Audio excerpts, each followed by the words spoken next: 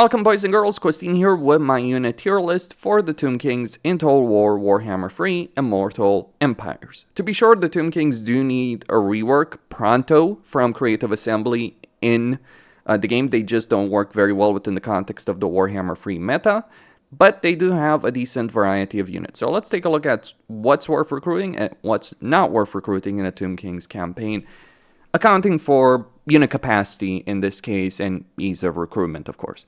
So first off, we start with skeletal warriors with spears as well. Well, regular skeletal warriors, I would say they're an F tier unit. They're pretty much never worth recruiting. You can get skeletal warriors with spears from every settlement in the game, and they have a limited capacity, and they're just flat out the better unit. Skeletal warriors don't have the damage, the leadership, anything really. At least spearmen have some level of line holding capability from my perspective, but to be fair, they're not really worth recruiting that much at all either. The only reason to recruit them is because you absolutely have nothing else to recruit in a Tomb Kings campaign. But decent enough line holders, though you do have plenty of those available later on in the campaign in insane quantities once you get the ball rolling. I mean, I think that's the one thing worth pointing out about Tomb Kings. They're hardest at the beginning of a campaign, they're hard because of limited unit capacity more so than, or limited army capacity rather than limited unit capacity. I mean, once you get a couple of structures very early on a campaign, you probably won't even need skeletal spearmen and skeletal warriors. That's kind of the situation. Like, if you had unlimited armies, that would be a different affair, but you don't have unlimited armies. So, from that perspective, these guys are not worth recruiting. Then we have Nehekara warriors. I would say Nehekara warriors are a C tier unit, and they're a C tier unit because they're decent enough. As an early game infantry unit, you can recruit them quite often in the course of a campaign, but outside of, like, again, early game usage, there's not really that much reason. Typically speaking, in a Tomb King campaign, I'll have more stuff to recruit besides the very early game. It depends on the Books of Nagash to a certain extent, but they're worth recruiting, but they're kind of like a filler unit in an army. In the same way that skeletal spearmen are as well a filler unit. Decent enough in combat, certainly worth recruiting more so than the skeletal versions, but yeah, Nehekara Warrior is just not really a superb unit. Decent, just decent. That's what C tier is, right? Just a decent level of a unit. Then we have skeletal archers. Now, skeletal archers are also a C tier unit. The one benefit they do have is you can recruit a lot of these guys, like very, very quickly, very early on. A combination of Nehekara warriors and skeletal archers probably gonna make up like the first 5 turns of your army. But from a combat ability perspective, they're really a D tier unit. They're not a great archer unit. Their range capability is severely lacking on multiple sides. I just don't really see that much of a reason to bother with a lot of these guys, if any of these guys really, during the course of a Tomb King campaign, once you can replace them. And you'll be able to replace them fairly quickly in a campaign. Like, first 15 turns or so, you probably won't recruit more than, like, Nehekara warriors of the units that are so far on the list. 20 turns at most.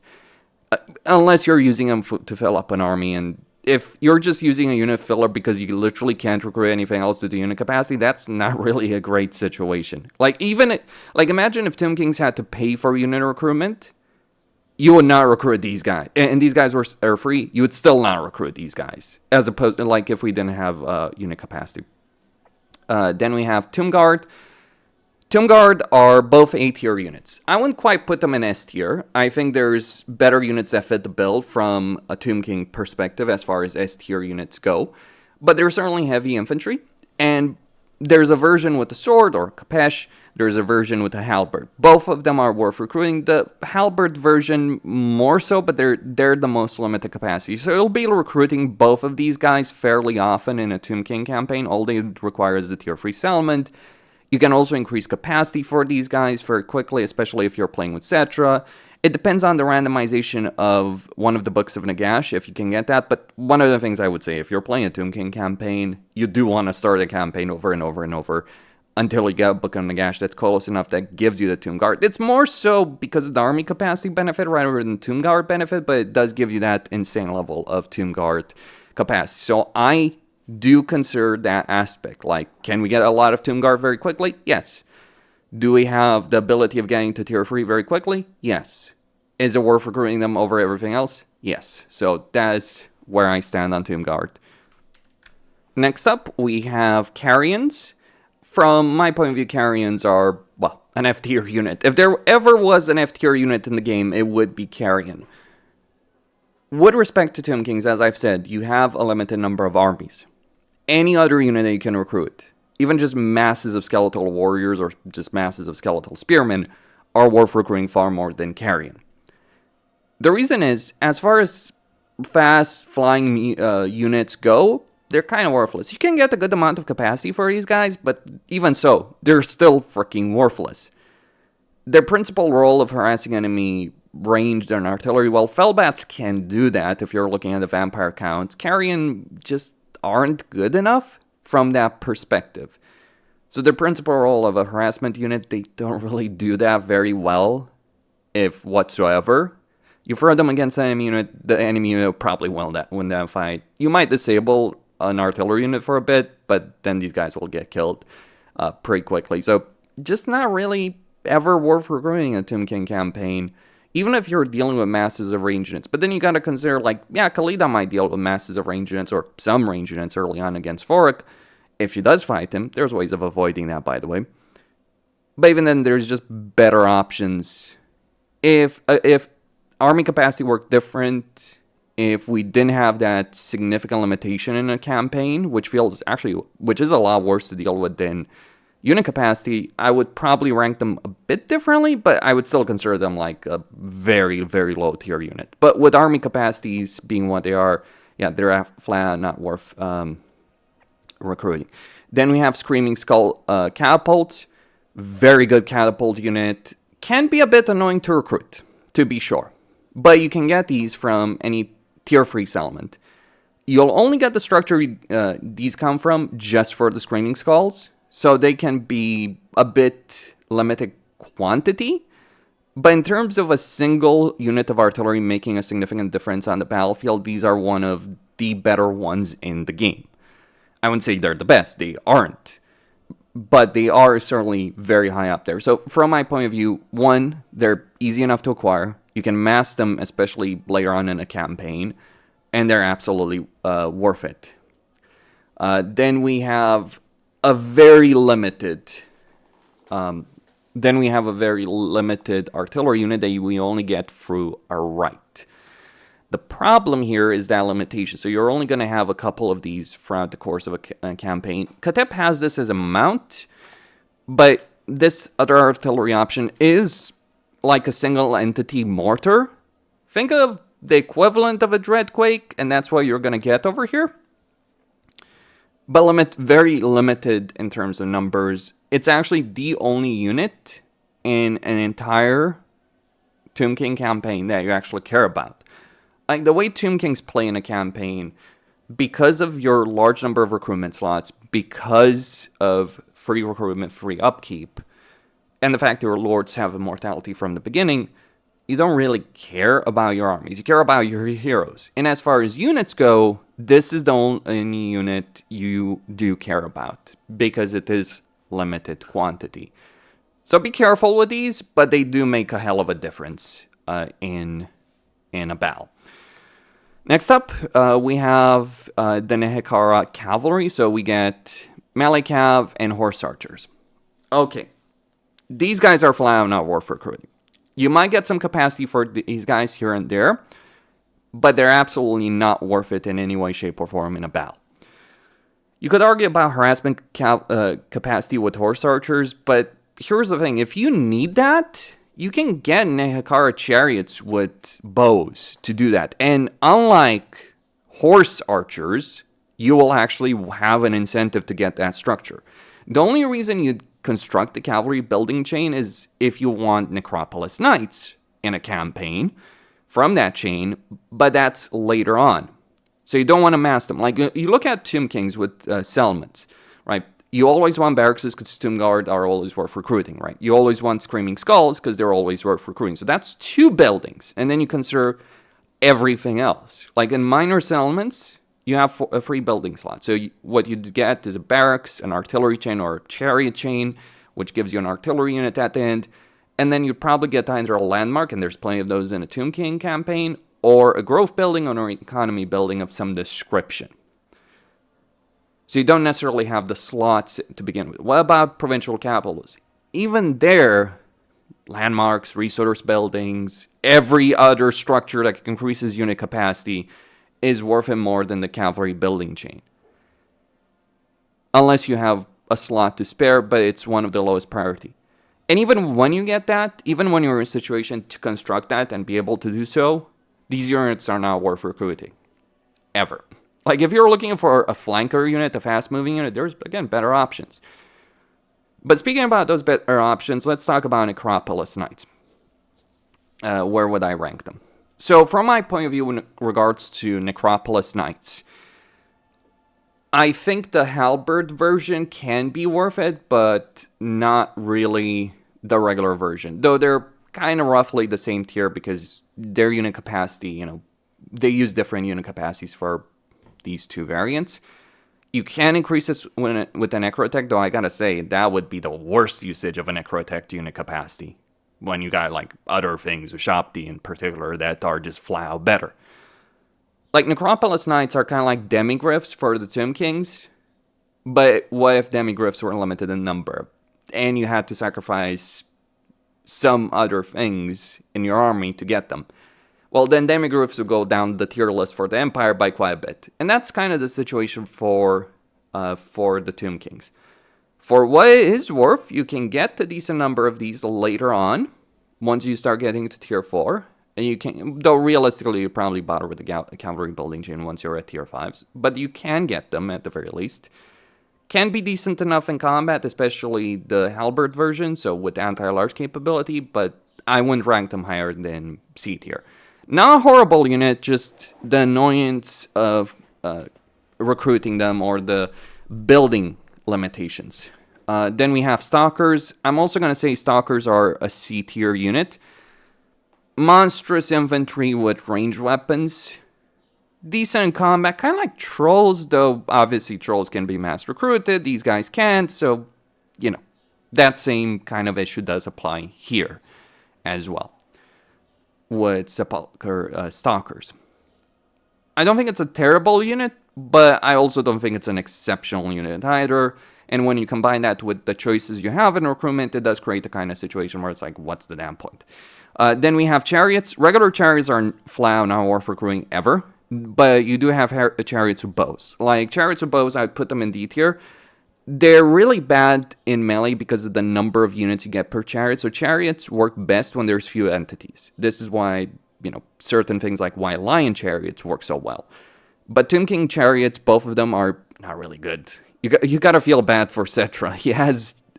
He's the Chariot Master, but his chariots are flat out never worth using in his campaign. And he's the one that's best at using chariots. Hell, he even starts with the structure, and it's just so worthless recruiting chariots in his campaign. The only value proposition over here is if you want one, and I do emphasize that number, only one of these units per army to be able to harass the enemy and force them to engage your well-prepared lines that are defending in a corner. Because in Tomb King campaigns, you'll probably fight a lot of battles where you're outnumbered, so you do want to provoke the enemy and attack you if they're not willing to do so. But that's the only use case situation. And to be clear, I would put these guys F tier as well, if not for the fact we're always going to want to get the structure for Screaming Skulls, right? That's the only reason you bother with these guys. Then we have Ushabti. I think regular Ushabti, I would dare say that, regular Ushabti, pretty decent A tier unit, pretty solid in melee, decently fast, can hold its own, can throw it in the formation. Yeah, pretty good unit. Then we have Ushabti with great bows. I think Ushabti with great bows are absolutely an S tier unit. They are the only ranged unit, not that you have many of those, but the only real ranged unit in the Tomb King campaign that is worth recruiting. They do so much freaking damage. Imagine if a unit of trolls picked up a bunch of bows and fired very accurate shots. These guys kill legendary lords from a distance. The regiment of renown of these guys is absolutely insane. So yeah, Ushabti with bows, just a really, really solid unit. Scorpions, Tomb Scorpions. I don't think it's a bad unit in as far as single entities go. And you can probably get more of these than most other single entities. Probably because you can get some traits that give that kind of benefit in terms of capacity. But I don't think it's really worth bothering too much with them. Like, I don't think it's worth going out of your way to recruit Scorpions, Tomb Scorpions. Because by the time you can really start going for them, there's kind of better options. Like, again, just that kind of situation. Like, consider this. An army of Tomb Guard with Ushabti with artillery. What do you want in that situation to fill it up with a big single entity? Well, every other big single entity that Tomb Kings have, and there's four freaking options available. I think like the only reason you recruit Tomb Scorpions is because you can, not because they're the best unit for the job. So you gotta consider that. Then we have Bone Giants. I think Bone Giants, not a horrible unit. Big single entity with the range attack. Right? So kind of like Sagors. Well, they're flat better than Sagors from my point of view. But not an especially great unit. And while you can get some of these, and they might not interfere with the capacity of other units initially, you kind of realize, well, once I get to tier 5, I kind of just want to get rid of the structure. What is a valid proposition getting a Bone Giant versus like the other units, right, available? For what is worth, it's not a horrible choice to go for Bone Giants, but again, there's just better choices. 2 better choices. So there's War Sphinxes. I think War Sphinxes are an A tier unit. And the sole reason I'm putting them in A tier and not S tier is because, again, you have that kind of choice. Like, what do you increase capacity? What buildings do you go for? And even if you go for both the buildings that gives you War Sphinxes and Necro Sphinxes, you're still gonna want to focus on one versus the other because of Necrotechs also increase the capacity of these guys. So keep that aspect in mind. And I think, like, Necro Sphinxes just flat out the better unit than War Sphinxes. And War Sphinxes aren't bad. Like, you know, if we could get both in the same numbers, I would definitely say War Sphinxes. But if there is a choice, I am going to go with Necro Sphinxes any single day. Just better in melee, better in terms of the role that a big single entity has. Like, I don't care much for, like, you know, single entities that also have some range attacks, unless it's, like, obviously a Thunder Barge. But still, I do think Necro Sphinxes are S tier, and the reason I'm putting these in S tier as an exception to the rule when it comes to these tier lists with respect to high-end units that require tier 5 is, once you get to tier 5, they're free. And you can get a decent amount of capacity with them from Necrotechs. That is a different dynamic than paying for a Thunder Barge or Dragon or anything like that. So that is why I think Necro Sphinxes are worth it. Unlike the poor Hierotitan. So the Hierotitans, yeah, I'm going to say these guys are a D tier unit. I'm sorry, I know it's a cool single entity, right? It looks really, really cool. Like, from a cool factor, from a fashion factor, yeah, certainly an S tier unit. From an actual combat capability, it's like, say hello to the giant of the Tomb Kings. That is the equivalent. This is what the Hierotitan is. It's a giant for Tomb Kings. And it's kind of worse in some ways because you gotta choose to go for it, right? You gotta construct a building. You may only have so many tiers. There's so many other things that are worth it more in a campaign to get. Like, think of this. You have the Ushabti building. You have the Skull building. You have the Barracks building. You get a bunch of those, right? So that's already 3 freaking buildings. Then a 4th building, let's say you get for Necro Sphinxes. That's 4 building slots. 5 for War Sphinxes. 6 for Bone Giants. Where in the world would you get that? Where in the world would it be worth getting a Hierotitan? Like, I would genuinely get Necropolis Knights and Sepulchre Stalkers because at least you can get more of those, right? So, from my point of view, Hierotitans, they're not worth ever recruiting in a Tomb King campaign.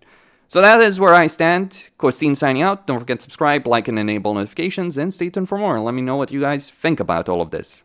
I'm sure people will disagree, but I'm always considering like campaign dynamics, incentives, what's the best way to maximize my campaign output with regards to these lists. Stay tuned.